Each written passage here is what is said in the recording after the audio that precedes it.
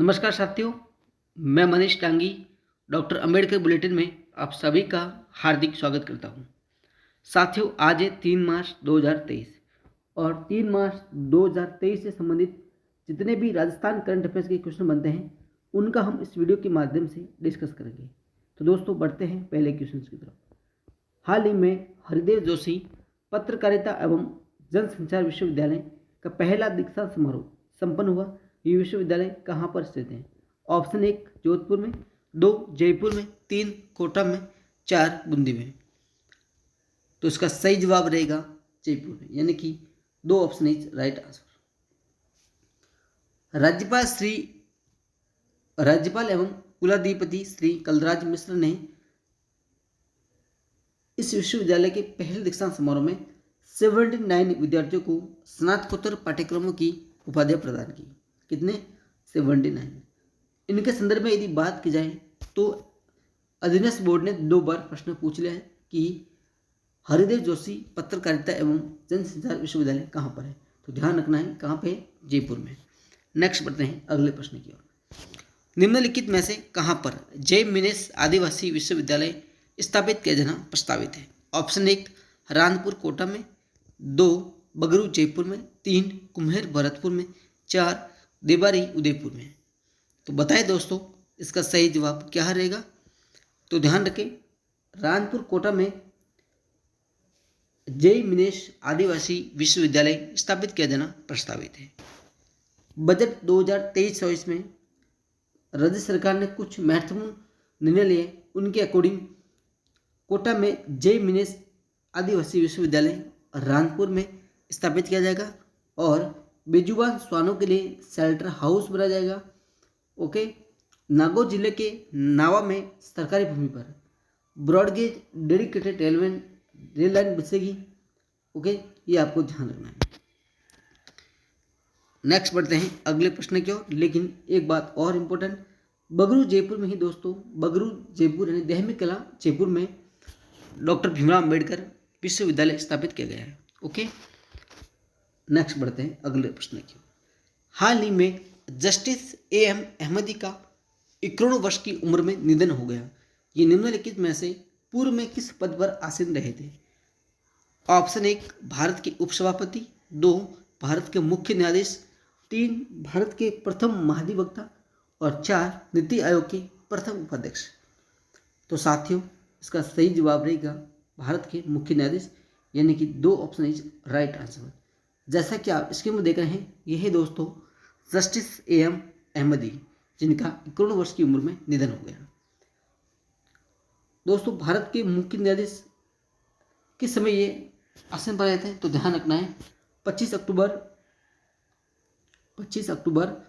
1994 से लगा के 24 मार्च 1997 तक आप भारत के मुख्य न्यायाधीश पद पर आसीन रहते हैं। ओके, अब दोस्तों बात आई है सुप्रीम कोर्ट की। तो भारत के प्रथम मुख्य न्यायाधीश कौन थे? तो भारत के जो प्रथम मुख्य न्यायाधीश थे वो दोस्तों ध्यान रखना है SJ कान्या। एग्जाम में क्या होता दोस्तों, जो आजकल का ट्रेंडिंग प्रश्न है वो कि प्रथम व्यक्तित्व कौन थे, तो इनके संदर्भ में आपको ध्यान रखना है कि भारत के प्रथम मुख्य न्यायाधीश कौन थे? तो SJ कान्या। वर्तमान में भारत के मुख्य न्यायाधीश कौन है? मुझे दोस्तों कमेंट करके जरूर बताएं। दोस्तों, यदि वर्तमान में सुप्रीम कोर्ट के कुल न्यायाधीशों की संख्या की बात की जाए, सुप्रीम कोर्ट में कुल न्यायाधीशों की संख्या की बात की जाए तो 34 न्यायाधीश है। कितने दोस्तों? 34, जिसमें दोस्तों मुख्य जो CJI है वो भी दोस्तों उसमें शामिल है। ओके, ये आपको ध्यान रखना है। 34 प्लस CJI यानी टोटली 34 है, उसमें भी दोस्तों CJI शामिल है। नेक्स्ट एक इंपॉर्टेंट करते हैं, यदि भारतीय संविधान की बात की जाए तो भाग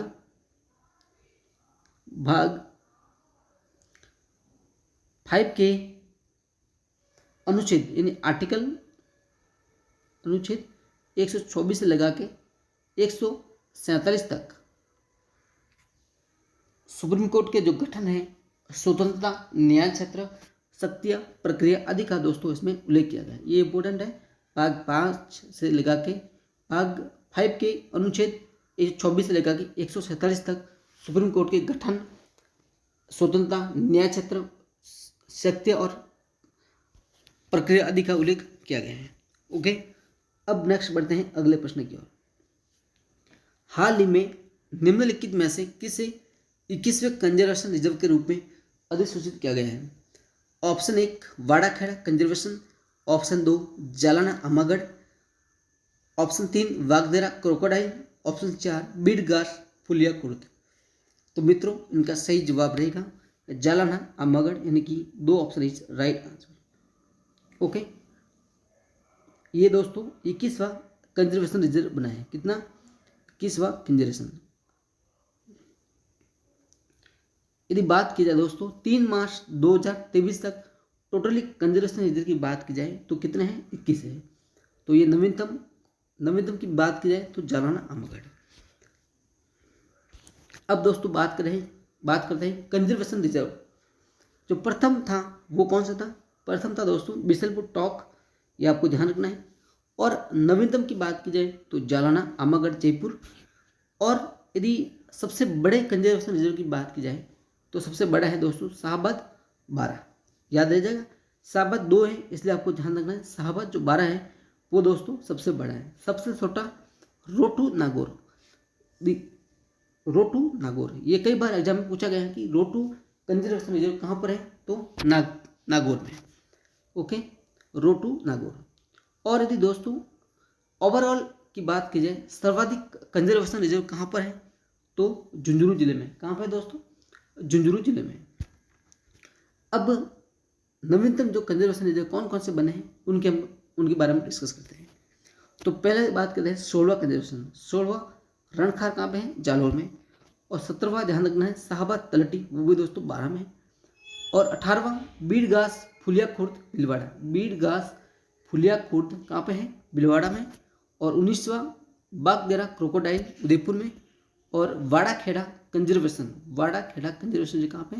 सुरे में। और 21वां जो नवीनतम है वह आप जानते होंगे जालाना अमागढ़ जयपुर में। ओके, नेक्स्ट बढ़ते हैं अगले प्रश्न की ओर। और आज का अंतिम क्वेश्चन, निम्नलिखित में से किसे कृषि पशुपालन के क्षेत्र में किए गए नवाचारों के लिए फेलो फार्मर अवार्ड से सम्मानित किया गया है? ऑप्शन 1 ओम सिंह राजावत, ऑप्शन 2 सुरेंद्र अवाना, ऑप्शन 3 त्रिनिधि सावो, ऑप्शन 4 चौधरी देवीलाल। तो मित्रों इनका जवाब रहेगा सुरेंद्र अवाना। इस प्रकार 2 option is right answer. Surendra Awana का संबंध किस जिले से है? तो ध्यान रखना है इनका संबंध है दोस्तों जयपुर जिले से। कहाँ से? जयपुर जिले से। भारतीय कृषि अनुसंधान परिषद यानी कि ICAR की ओर से दिल्ली में एक पुस्तक कृषि विज्ञान मेले का आयोजन किया गया है। उसमें दोस्तों कृषि और पशुपालन के क्षेत्र में किए गए नवाचारों के लिए राज्य के प्रगतिशील किसान सुरेंद्र अवाना को फेलो फार्मर अवार्ड से सम्मानित किया गया। यह अवार्ड किसने प्रदान किया? केंद्रीय कृषि मंत्री दोस्तों नरेंद्र सिंह तोमर और कृषि राज्य मंत्री कैलाश चौधरी ने इन्हें ये सम्मान दिया। ध्यान रखना है सुरेंद्र अवाना जिनका संबंध कहाँ से है? जयपुर से। एग्जाम के पॉइंट ऑफ व्यू से वेरी इंपॉर्टेंट है। अब दोस्तों बात है ICAR की स्थापना कब हुई थी? ICAR की स्थापना कब हुई थी?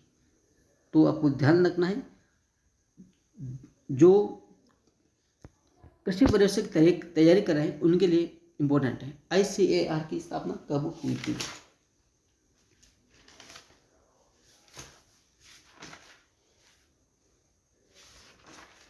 यदि ICAR की स्थापना की बात की जाए तो 16 जुलाई 1929 को ICAR की स्थापना हुई थी।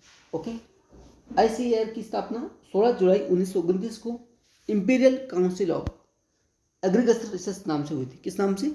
Imperial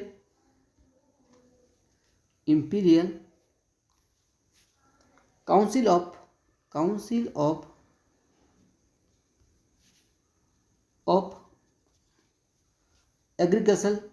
agriculture research. ओके, इस नाम से SCAR की स्थापना हुई थी। ओके,